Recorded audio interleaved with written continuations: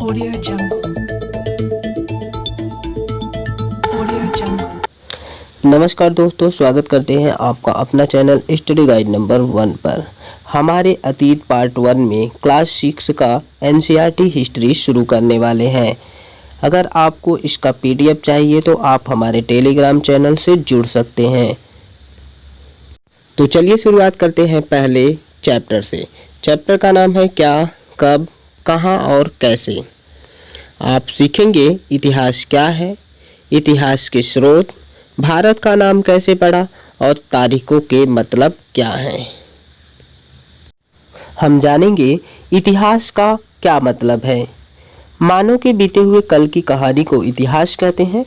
मानव समाज में विभिन्न कालों में तरह तरह के बदलाव हुए हैं। इतिहास से हमें इन बदलावों का पता चलता है। अब हम जानेंगे इतिहास का महत्व। इतिहास से हमें बीते हुए कल की राजाओं, साम्राज्यों और समाज के बारे में पता चलता है। इतिहास से हमें यह पता चलता है कि भूतकाल में लोग कैसे रहते थे, क्या खाते थे, क्या पहनते थे। इतिहास हमें उन लोगों के पेशों के बारे में बतलाता है। इतिहास से हमें अपने पूर्वजों की महान उपलब्धियों के बारे में पता चलता है। इतिहास से हमें अपने पूर्वजों द्वारा की गई गलतियों के बारे में पता चलता है। इतिहास से हमें यह भी पता चलता है कि किसी खास काल में बच्चे किस तरह का खेल खेला करते थे। इतिहास से हम सबक लेते हैं ताकि एक बेहतर भविष्य बना सकें। अब हम जानेंगे लोग कहाँ रहते थे। नर्मदा नदी के तट पर, आप मैप में देख सकते हैं, ये वाला एरिया जो है नर्मदा नदी है। उत्तर पश्चिम में सुलेमान और किरतर की पहाड़ियाँ, उत्तर पश्चिम में ये एरिया जो है आपका सुलेमान और किरतर पहाड़ियाँ हैं। तो दोस्तों आप कमेंट करके हमको बताएं कि सुलेमान और किरतर की पहाड़ियाँ कहाँ स्थित है। अगला, पूर्वोत्तर की गारो की पहाड़ियों पर, मध्य भारत में विंध्य की पहाड़ियों पर। गारो की पहाड़ियाँ पूर्वोत्तर साइड में, ये देखिए यहाँ पर है, और विंध्य यानी मध्य भारत में जो है विंध्य की पहाड़ियाँ यहाँ पर है। ठीक, सिंधु और उसकी सहायक नदियों के पास भी लोग रहा करते हैं। ये आप देख सकते हैं, ये आपका सिंधु नदी है। सिंधु नदियों की जो सहायक नदियाँ हैं वहाँ पर भी लोग रहा करते थे। उसके बाद गंगा और सोन नदियों के किनारे भी लोग रहा करते थे। गंगा नदी ये आपका है, यहाँ पर जो है सोन नदी निकला है, इनके यहाँ पर भी जो है लोग रहा करते थे। आपके लिए दोस्तों हमारा प्रश्न है कि सिंधु नदी के सहायक नदियों के नाम क्या क्या है, आप हमें कमेंट करके जरूर बताएं। नर्मदा नदी, कई हजार वर्षों तक लोग नर्मदा नदी के नजदीक रहते थे। वो लोग शिकार करते थे, कंदमूल फल इकट्ठा करते थे। ऐसे लोग किसी एक स्थान पर नहीं रहते थे बल्कि खानाबदोश या बंजारे थे। सुलेमान किरतर की पहाड़ियाँ, इन पहाड़ियों में लोग लगभग 8000 वर्ष पहले रहा करते थे। वे उन पहले लोगों में से एक थे जिन्होंने खेती की शुरुआत की थी। वो गेहूं और जौ की खेती करते थे। ये लोग भेड़, बकरी तथा गाय बैलों को पाला करते थे। ये लोग एक अस्थायी जीवन जीते थे, यानी एक ही स्थान पर टिक कर रहा करते थे। इसी समय के आसपास गांवों का निर्माण होने लगा था। गारो और विंध्य की पहाड़ियाँ, गारो की पहाड़ियाँ में रहने वाले लोग उन पहले लोगों में से थे जिन्होंने धान की खेती शुरू की। विंध्याचल के उत्तर की तरफ भी धान की खेती होती थी। सिंध और उसकी सहायक नदियाँ, सिंधु और उसकी सहायक नदियों के आसपास आरंभिक शहरों का विकास लगभग 4700 वर्ष पहले हुआ। गंगा और सोन नदी, गंगा नदी के किनारों पर शहरों का विकास लगभग 2500 वर्ष पहले शुरू हुआ। कुछ शहर सोन जैसी सहायक नदियों के किनारे भी विकसित हुई। कुछ शहरों का विकास समुद्री तटों पर भी हुआ। अब हम जानेंगे भारत का नाम कैसे पड़ा। हमारे देश के कई नाम हैं जैसे आर्यावर्त, जम्बूद्वीप, भारतवर्ष, भारत, हिंदुस्तान, इंडिया आदि। आजकल इंडिया, हिंदुस्तान, भारत काफ़ी प्रचलित है।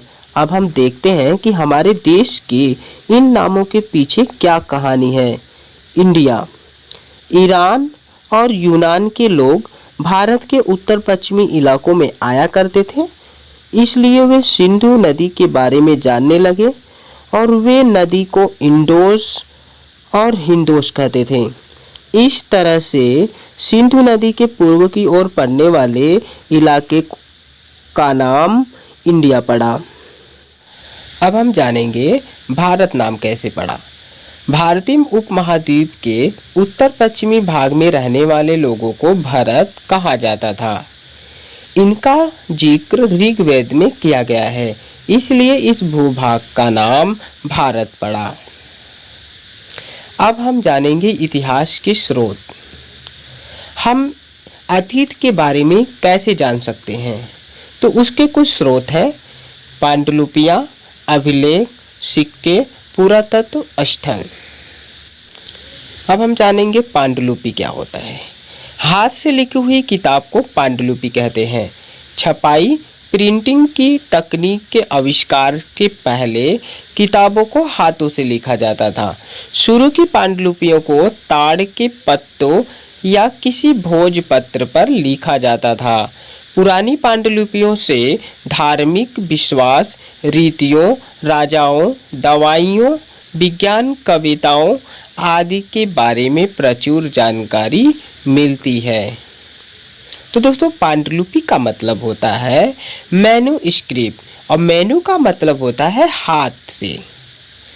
जो पहले तो इतनी तकनीकी नहीं थी, इतनी आविष्कार नहीं थी, तो लोग जो है हाथों से लिखा करते थे। तो वो पांडुलिपियाँ आपका जो है ताड़ के पत्ते हो सकते थे या हिमालय क्षेत्र में उगने वाले भुर्ज नामक पेड़ के छाल भी हुआ करते थे। अब ये पांडुलिपियाँ कहाँ रहते थे, तो इस पांडुलिपियों को जो है मंदिरों और विहारों में रखा गया है। कुछ पांडुलिपियाँ ऐसे हैं जिसको कीड़े मकोड़े भी खा गए हैं। ठीक है, अब हम जानेंगे अभिलेख। किसी स्थान पर उकेरे हुए लेख को अभिलेख कहते हैं। किसी पांडुलिपि की तुलना में अभिलेख बहुत लंबे समय के लिए संरक्षित रह सकता है।